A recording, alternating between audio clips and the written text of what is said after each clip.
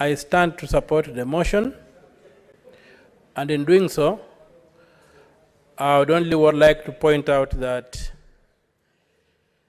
Kenya Power is a very strange animal because of the percentages that it has played around with in shareholding.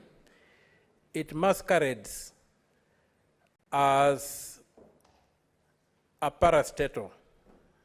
In reality, it's not under the control of government. It's controlled by individuals. Some have got even monopoly shareholding.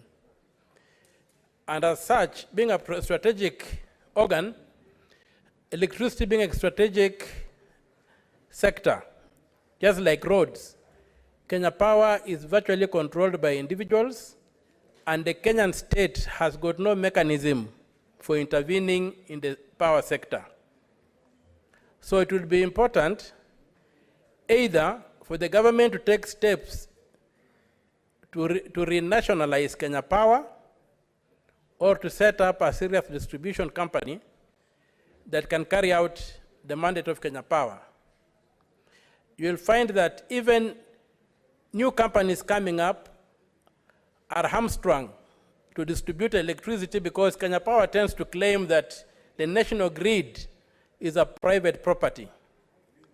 The national grid is not a private property. It was built using taxpayers' money. And why Kenya Power should lock out its competitors from using the national grid is something that the government needs to address. We also have the question of PPAs, power purchase agreements, which are skewed against the Kenyan voter, the Kenyan taxpayer or consumer of electricity. And these are the things that have pushed the cost of power through the roof in Kenya to a point whereby we cannot compete. In supporting this motion, I call upon the government of Kenya to get serious with the question of electricity in this country. To either, and to get mechanisms for having tools with which they can intervene in the market to control and regulate the cost of power. Without doing so, we are staring at a total failure of our economy because the cost of inputs, the cost of production is bad. And if you go to some areas like Western Province and in particular in Busia, we can hardly talk of Kenya Power and lighting. We talk of Kenya Power and darkness. Because most of the time you are in the dark. It keeps on going out, it keeps on going off. Where there's a small, where you have some small shower, the lights go off. And then you also find that the way they have laid out their distribution network is such that where they are not able to localize power failure, so that if there's a small problem in one area, the entire region is cast into darkness. You wonder what their engineers are doing instead of coming up with a distribution network whereby they can isolate a local problem and deal with it, and the other sectors continue running. Mr. Speaker, sir, recently you saw the suckers around transformers that were allegedly imported into this country, and they were obsolete. They could not be deployed. Nobody has been held accountable for that. And so it looks like the cartels that are controlling electricity in this country or the power sector are untouchable.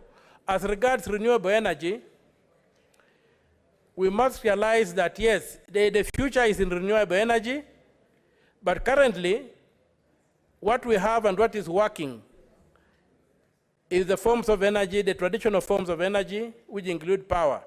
So as much as we push for solar power, wind power, and for the removal of taxes in these renewable sources of energy, we must realize that a big chunk of our electricity in this country is renewable.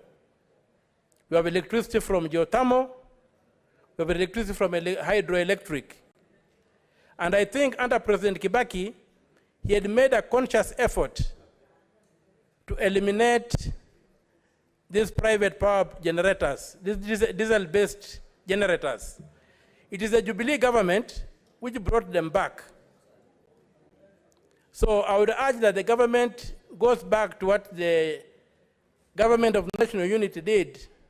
The government of President Mwai Kibaki and the Prime Minister Raila Amolo Odinga did to rein in these private power generators who have signed very skewed PPAs, some which we pay up to 36 billion shillings a year without even getting a unit of electricity.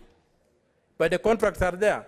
I also think that the PPAs must be subject to Article 10 of the Constitution. There has to be public, there has to be transparency, there has to be public participation on the PPAs. Kenya Power cannot just sit in a dark room with somebody, sign a PPA, and condemn Kenyans to pay. Right now, Mr. Speaker, sir, if you look at your bill for power, it clearly shows that you pay a very small fraction for the power you consume. The rest is going to make some people rich.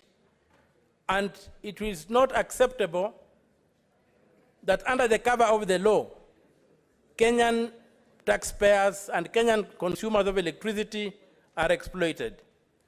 So, Mr. Speaker, sir, I stand to support the motion and pray that it passes. Thank you. Honorable Senators, I have noted the way we handle statements and requests for statements, and Standing Order 52.